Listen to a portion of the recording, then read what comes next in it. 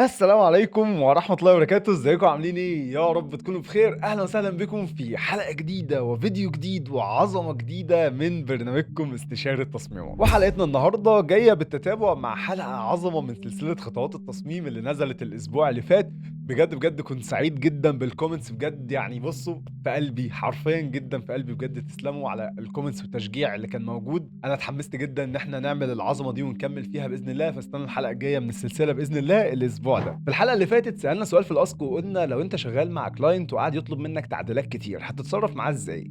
كان احسن رد جالنا من عبد الرحمن محمد وقال هحاول اساعده من الاول خالص انه يفهم هو عاوز ايه وما يكونش متردد، واجيب له كذا ريفرنس عشان يعرف يتخيل اللي هو عاوزه ونوصل لنتيجه مرضيه ليه ومن غير ما يتعبني بالتردد. وهتفق معاه على ليميت تعديلات كبيره اللي هو تعديلات كتير، بس في نفس الوقت هو ليميت معين لو عداه الزياده بفلوس، غير لو في خطأ مني او سوء تفاهم هيكون على مسؤوليتي. بصراحه يا عبد الرحمن رديت رد مقنع ورد جميل، وملخصا يعني ان انت لازم تتفق على عدد تعديلات من اول مره خالص، علشان مش كل شويه يقعد يعدل عليك ومش كل شويه يخليك اصلا تغير التصميم كله حرفيا.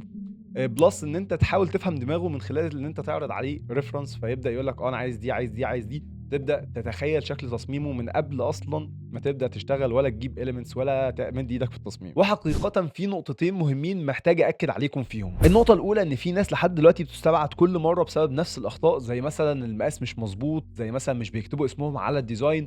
كل التفاصيل اللي الناس بتستبعد فيهم احنا جمعناهم في فيديو واحد وهسيبه لك في الاي اللي فوق، لو ما شفتوش ضروري انك تروح تشوفه. والنقطه الثانيه اننا عملنا تحديث على الفورم بتاعه التسجيل الخاصه بتحديات استشاره التصميمات، هتلاقي بعد كده في اللينك الخاص بالموضوع. فمثلا احنا شغالين على تحدي اوكسي، هتلاقي لينك صفحه اوكسي مثلا على الفيسبوك موجوده في الفورم بتاعه التسجيل عشان نسهل عليك الانسبيريشن. فيا ريت لو عندك اي اقتراحات ممكن تضيفها او تقترحها علينا ان احنا نطور بيها البريف مثلا او الحلقه او اي شيء حرفيا، حتى لو في الحلقه نفسها حاجه عايزه تتعدل من وجهه نظرك او حاجه عايزه تتشال محدش بيهتم بيها او ما الى ذلك.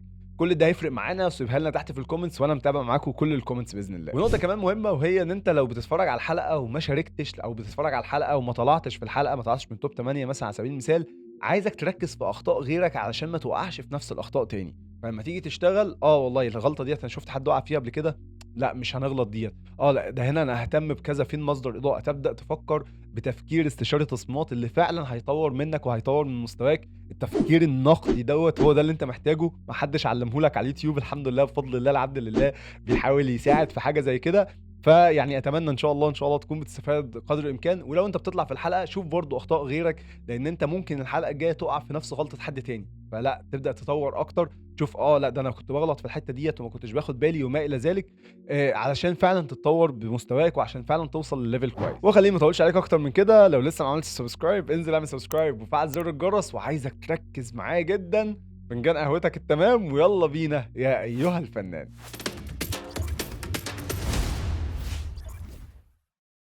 والتصميم الاولاني معانا من خالد شايع، وخالد هنا بصراحه عمل لنا تصميم رايق جدا. عجبني ان انت ما لسعتش الهدوم زي الاغلبيه العظمى لسعوا الهدوم. عملت التارجت اودينس بشكل لذيذ، الموديل البنت اللي هي اصلا محجبه ديت واقفه مبهوره بالنتيجه بتاعت اوكسي مع المنتج بشكل واضح قدام. بصراحه عملت لنا تصميم تحفه. خلينا بشكل سريع نقوله ايه اللي ممكن يحسن من التصميم اكتر واكتر. وبدايه وبسم الله الرحمن الرحيم، في اقتراح ظريف خالص. ليه يعني هو عتاب واقتراح في نفس الوقت، ليه ما عملتش الbackground نفسها باللون الأساسي بتاع أوكسي؟ يعني ليه ما كانتش كل الbackground الزرقا تكون باللون ده؟ كانت هتدّي لك برضه نوعًا ما contrast لذيذ، وفي نفس الوقت هيدّي لك إيه، الidentity بتاعة أوكسي، وده اللي كان مطلوب أكتر في التحدي بتاع النهارده. نقاط تانية بسيطة بصراحة، أنا عجبني الدمج يعني نوعًا ما حلو جدًا، عجبني جدًا. يمكن عارف أنت مدخّل الAI بشكل كبير، وفي غلطات واضحة جدًا من الAI زي مثلًا إن هو عملها محجبة بسم الله ما شاء الله بشكل كويس، لكن في بعض المشاكل اللي أنا مخلّينا ما يعملش عليها focus في الإيد مثلًا باينة ما إلى ذلك. لكن حاول توظّفه بشكل كويس. أنا لاحظت إن أنت أحسن حد وظّفه لحد دلوقتي في التحدي بتاع النهارده ده، لأ وظّفته بشكل جميل جدًا، تسلم إيدك يا صديقي. النقطة التانية بقى اللي هاتكلّم معاك فيها وهي الدمج بقى اللي حاصل هنا، ده بقى الشغل بقى نوعًا ما اللي أنت يعني محققه. فلمّا نيجي نبُص على الshadow، بُص على الshadow ده كده اللي أنت محققه، مع بصّة كده على الshadow بتاع الAI اللي هنا. بُص مبدئيًا الإضاءة نفسها نازلة من الجنب ده كده، فالshadow مرمي بتلاشي كده مع انعكاس ظريف على اللون الأبيض اللي بيعكس، عاطية شكل كده إيه، رايق وشكل لذيذ أوي.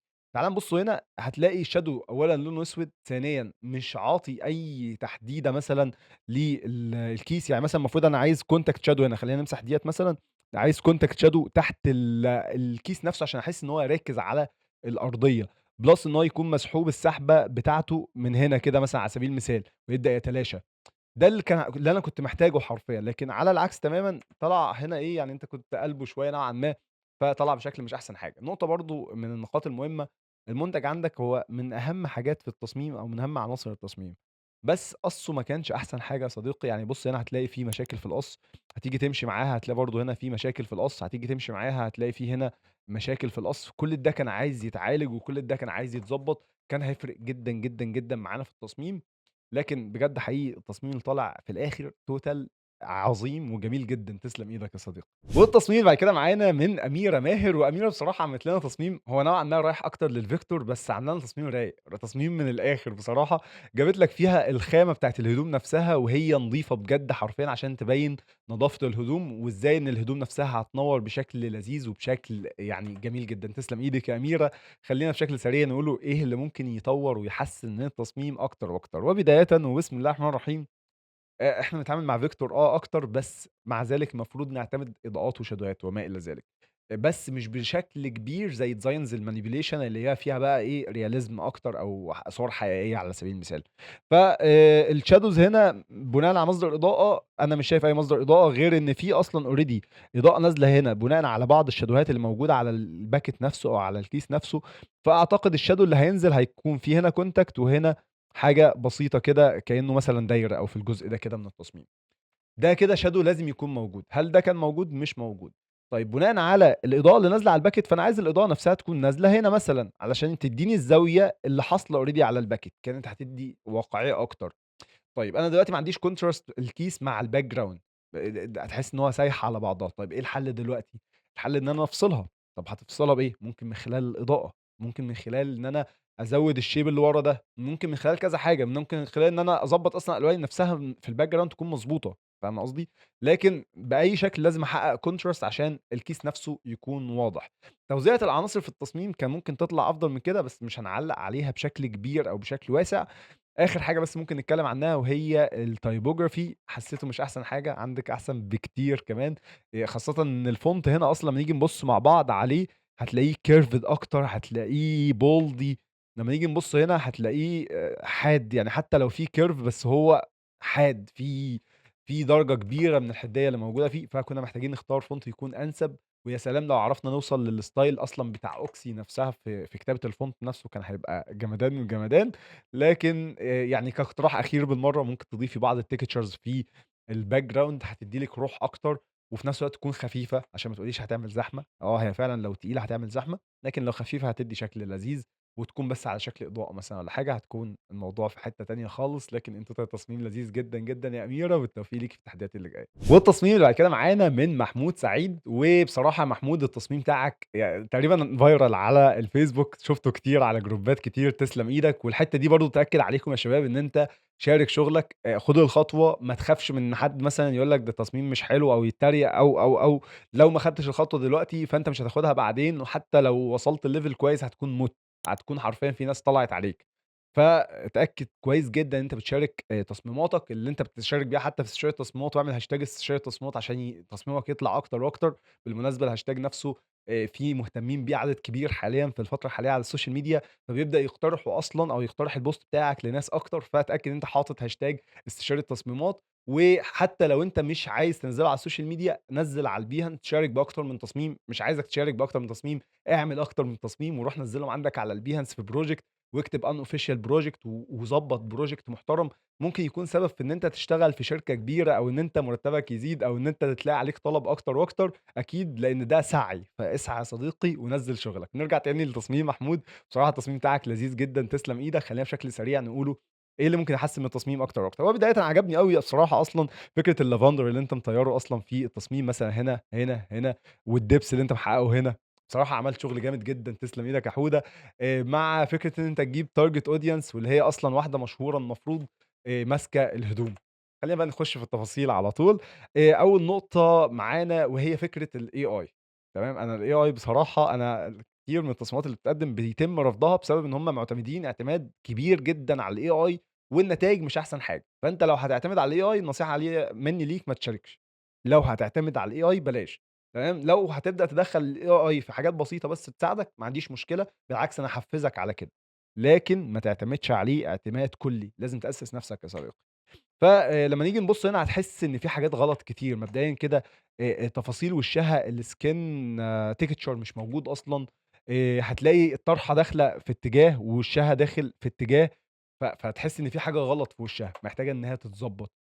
فده مش طبيعي، فمش مريح للعين، ففي مشكلة هنا. إذا ربنا كرمك واشتغلت مع شركة كبيرة زي شركة أوكسي وعملوا تعاون فعلًا مع ممثلة أو ممثل، فبييجي لك أصلًا stock متصوّر high quality جدًا للممثل ده. يعني اللي هو أنت حرفيًا أنت هييجي لك الحاجة جاهزة لحد عندك، أنت بس هتشتغل على التصميم اللي أنت already بتعمله على طول، فهيكون الموضوع بالنسبة لك لذيذ وسهل، وربنا يا رب يعني يوفقك وإن شاء الله كده وتعملوا حاجة جامدة جدًا قريب. دي أول نقطة. النقطة التانية بقى هنا وهي فكرة اللسعة. أنا مش أنت عايز تروح للتعبير الحرفي اللي هو هتنوّر، لكن فين التفاصيل؟ يعني إحنا لغينا التفاصيل عشان نحقق بس كلمة هتنوّر؟ أكيد لأ، أكيد في حاجة غلط من النقطة ديّة. فأنا مش محتاج إن الحاجة نفسها أو الهدوم نفسها تكون over exposed خالص، مش محتاج إن أنت تعلّي الexposure بتاعها، أنا محتاج بس إنها تبان بيضا لدرجة البياض الناصع، فاهمني؟ يعني أبيض وجراي بس تكون ثابتة، مش محتاج brush فوقيها، محتاج إن أنت تنضّف الهدوم لو هي مش نضيفة، محتاج إن أنت تبيّن لي إنها بيضا، بيضا مطفية بس بيضا. مغسولة، نضيفة، مش بتنوّر، فاهمني؟ في حد راح لفكرة إن هي بتنوّر من غير ما ينوّرها وهنشوفوها مع بعض كمان شوية، بس بجد يعني معظم الناس لسعت الهدوم، خلّت الهدوم مش باينة. طب فين كده النور؟ أنت كده أنت كرهتني في الهدوم، فاهم قصدي؟ لكن هي نوعًا ما طالعة لذيذة معاك، بس محتاج إن إحنا إيه، نشيل اللسعة اللي موجودة على الهدوم عشان هتفرق معايا جامد في التصميم بتاعي. الكيس بقى وأوكسي اللوجو هنا كلّهم طالعين برّه التصميم. إحنا مش متفقين إن في حاجة اسمها margin. طيب margin في التصميمات اللي زي كده قُلنا تقريبًا بتضبّطها على 60، فمحتاج إن ندخل بقى كل ده برّه التصميم. كل ده مش مريح للعين. برضه نفس النظام اللوجو نفسه برّه التصميم، كل ده مش مريح للعين. فمحتاج أدخل اللوجو جوّه شوية حتى هيسد لك شوية من الفراغ اللي موجود هنا، ومحتاج أدخل بالكيس لجوّه شوية حتى لو هتصغّره سِنّة صغيرة ما عنديش أدنى مشكلة في ده. يعني هو already محقق المطلوب منه. ما فهمتش فكرة الdata هي ما انطلبتش، بس يعني قشطة هاعدّيها عادي مش هنقف عليها يعني. مع بس تضبيطات بقى خفيفة خالص في إيه مثلًا، عجبني بالمناسبة فكرة إن أنت حطيت abstract في الbackground بشكل لذيذ بصراحة كإنها ستارة أو حاجة زي كده مع الmood اللي أنت حطيته. الاقتراح بتاعي بقى إن إحنا إيه، ناخدوا هدومك هتنوّر ديّة نخش بيها جوّه التصميم شوية ناحية الممثلة، وممكن نطلع بيها فوق سِنّة مع تدخيل اللوجو سِنّة كده لجوّه، مع تضبيط الalignment نفسه مع الكيس نفسه. فهتحس إن التصميم بدأ يرتكز كده وبدأ يكون مضبوط أكتر وأكتر. في مساحة فاضية هنا، خلاص يبقى ناخد الفقاعة ديّة نودّيها هنا، فهتبدأ توزن التصميم أكتر وأكتر، وهيبدأ التصميم يكون شكله أفضل. آخر حاجة خالص هاكلمك فيها، المنتج نفسه أولًا في القص كان محتاج يتشيفت سِنّة 1 بيكسل، لإن في خط أسود حاصل أو ظاهر في المنتج من الجنب، فكل ده كان محتاج إن هو يتضبط. نقطة تانية إن أنت وأنت بتدّي لزعات الإضاءة في الأطراف من هنا، عاطط لك بنفسجي، وطبعًا ده مش مضبوط. طب إيه المضبوط؟ إن اللسعات ديّة أو الإضاءات اللي أنت هتضيفها تكون زي دي، واخدة اللي هو الوردي الفاتح البهتان شوية ده. هي دي الإضاءة اللي هو رايح ناحية الأبيض أصلًا عامةً في الcolor wheel، وهنشرح كل الكلام ده قريب بإذن الله. فنركّز في الإضاءة ونركّز في أصل المنتج. لكن أنت بجد بسم الله ما شاء الله التصميم تحفة، جميل جدًا، تسلم إيدك يا صديقي. والتصميم اللي بعد كده معانا من أحمد مصطفى، وأحمد هنا بصراحة عامل لنا تصميم جميل level الوحش، جميل جدًا. يعني تخيل وأنا بابُص للتصميم هو بس فيه نقاط صغيرة خالص وهيقلب عظمة، مش جميل بس. إيه بقى النقاط الصغيرة؟ وهي إعادة ترتيب للتصميم. فإحنا هناخد مثلًا الدولاب اللي هنا ده كده مع السرير مع الأرضية، هنعمل flip horizontal اللي هو ده كده وده كده، يبقى الدولاب اللي هيبقى على الشمال هنا. فهنخلّي الtext اللي بالعربي هيكون هنا، اللوجو هيبقى فيه في نفس المساحة اللي هنا بس هتتعكس هيبقى اللوجو هنا، بس التصميم هيبقى رايق، حرفيًا هيكون رايق. طب الكيس باصص في الاتجاه ده يا أبو حميد، ممكن تحطه على قدّام الدولاب من على الأرض، ما فيش مشكلة، مش مضايقني في حاجة، بالعكس برضه هيكون ألذ كمان.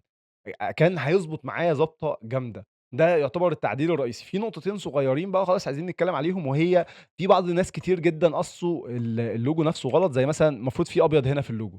طب إزاي بس؟ ده المفروض في أبيض، الأبيض ده يتشال. لأ، تعالَ نبُص على اللوجو كده على المنتج، هتلاقي إن هو واخد الأبيض اللي في النُص ما بين الtext وبعضه ضايفه الكيس. فطالما هو مُعترف إن الأبيض ده موجود ضمن اللوجو، فده اللوجو.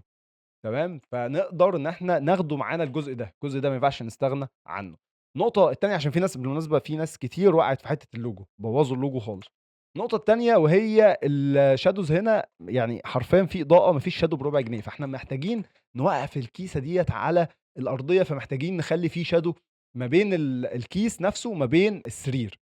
ده لو إحنا هنحطه على السرير، على الأرض نفس القصة، نفس فكرة تحليل الإضاءة، فالإضاءة جاية من الجنب ده كده، فمحتاج إن أنا ندّي contact shadow، الcontact shadow اللي يثبت لي إن الحاجة دي ملامسة للأرض، مع بقى إيه، نسحب الshadow بتاعي بناءً على مصدر الإضاءة جاي منين، وممكن أطفي سِنّة صغيرة في الكيس، سِنّة لدرجة إنها يعني ولا كأنها باينة، بس اللي هي إيه، ينطفي فهتحس إن هو في مكانه.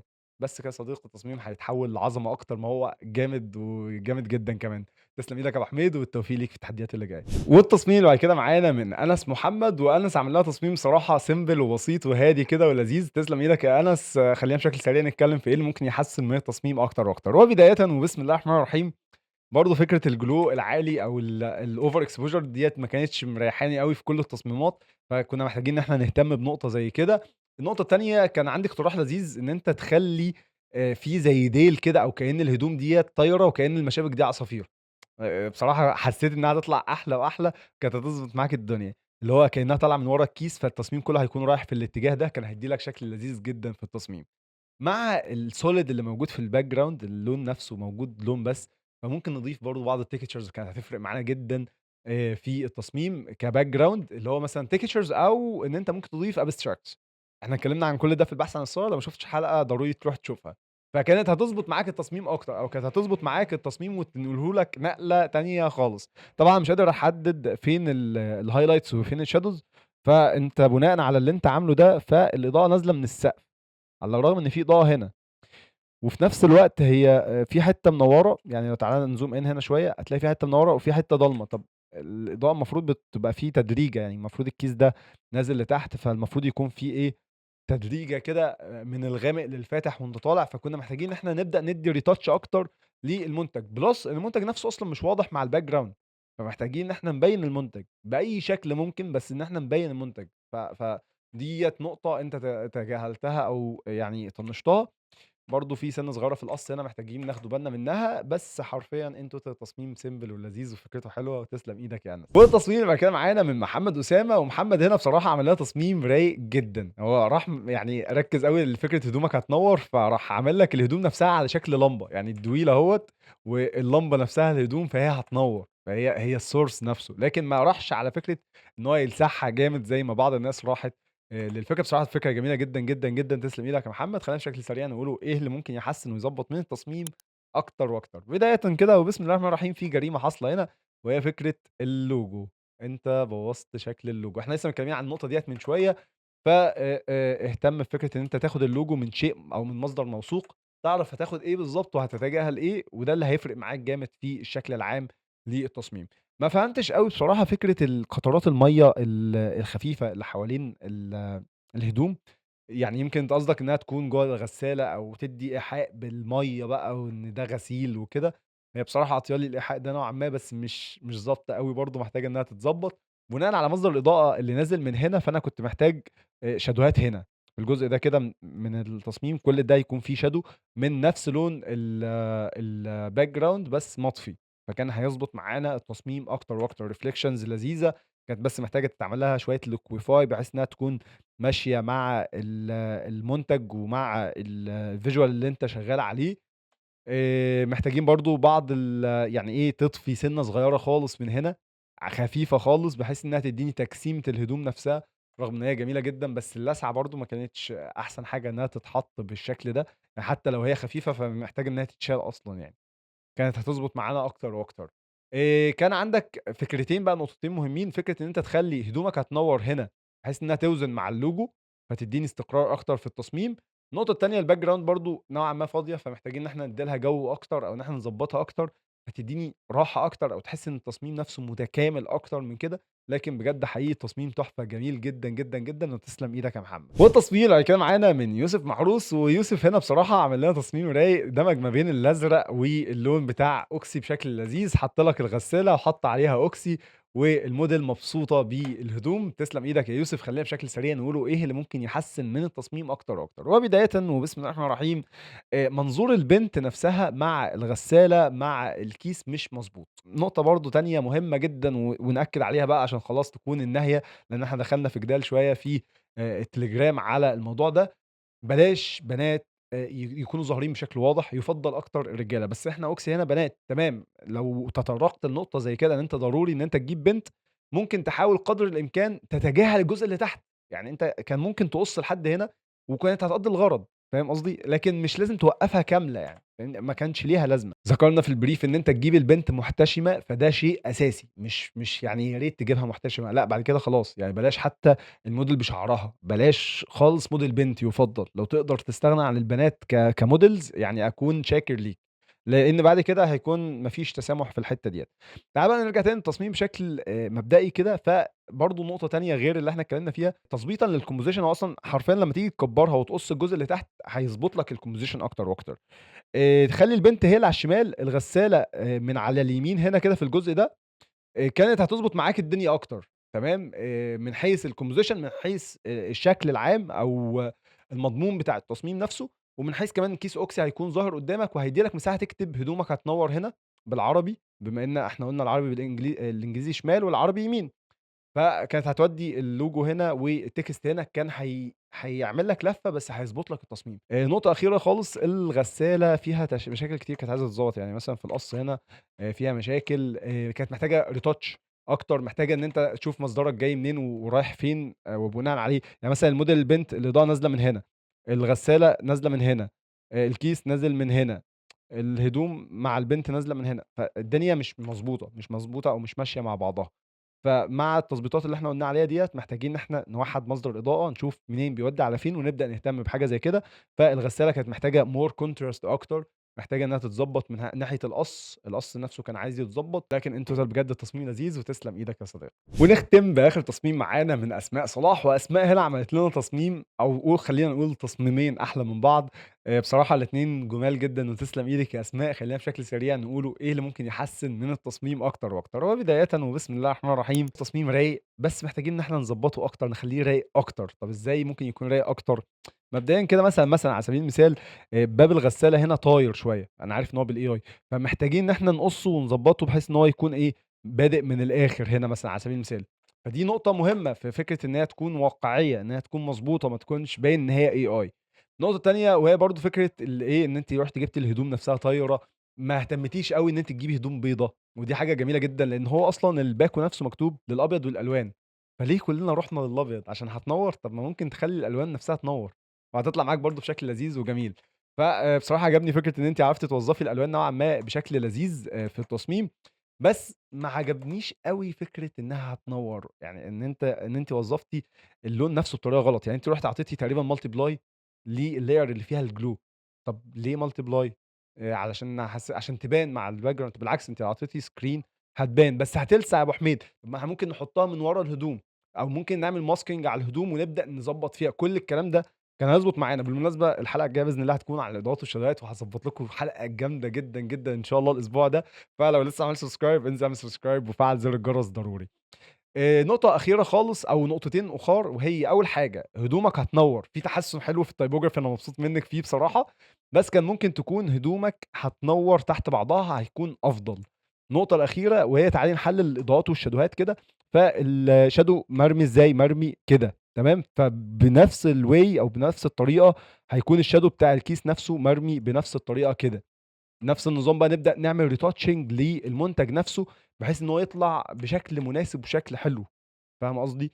يعني مثلًا هنضفي بعض الأشياء هنا، هنبدأ نجسّم شوية. يعني ممكن نحدد أصلًا على الجزء ده من التصميم أو من الباكيت sorry، ونبدأ نعمل حاجة غامقة، ونبدأ نمسح منها من هنا من فوق.